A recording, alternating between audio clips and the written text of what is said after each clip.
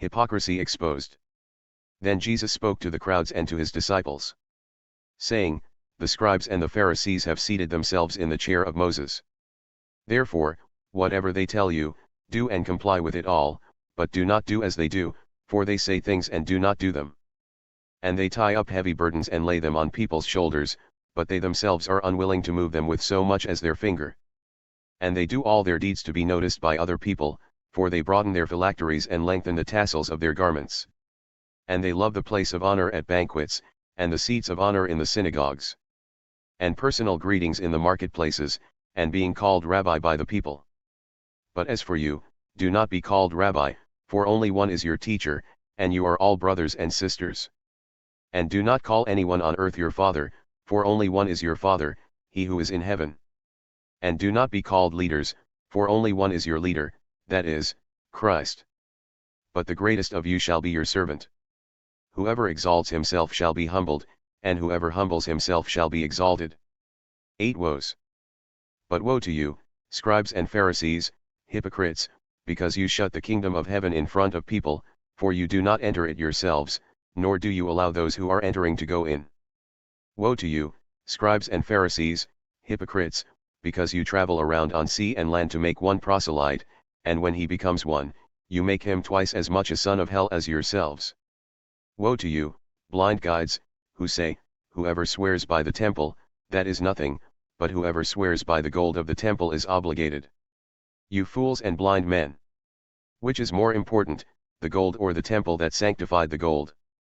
And you say, Whoever swears by the altar, that is nothing, but whoever swears by the offering that is on it is obligated. You blind men, which is more important, the offering or the altar that sanctifies the offering? Therefore, the one who swears by the altar, swears both by the altar and by everything on it.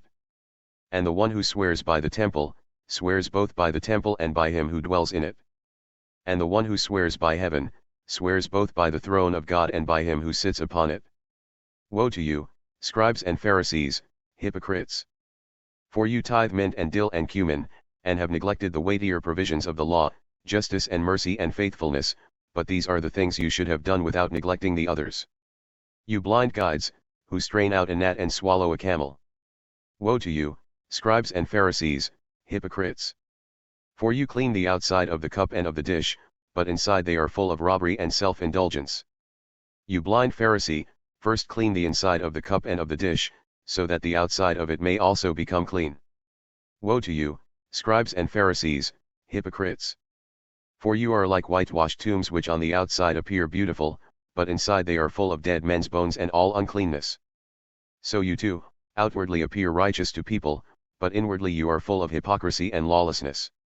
Woe to you, scribes and Pharisees, hypocrites! For you build the tombs for the prophets and decorate the monuments of the righteous, and you say, If we had been living in the days of our fathers, we would not have been partners with them in shedding the blood of the prophets. So you testify against yourselves, that you are sons of those who murdered the prophets.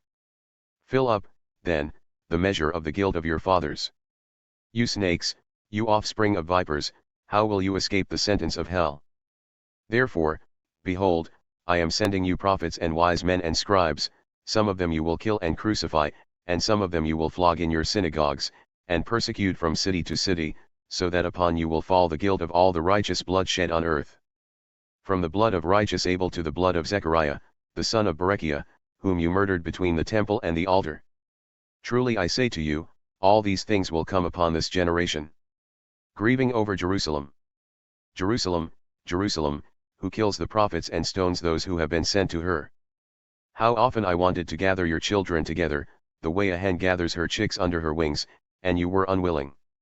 Behold, your house is being left to you desolate.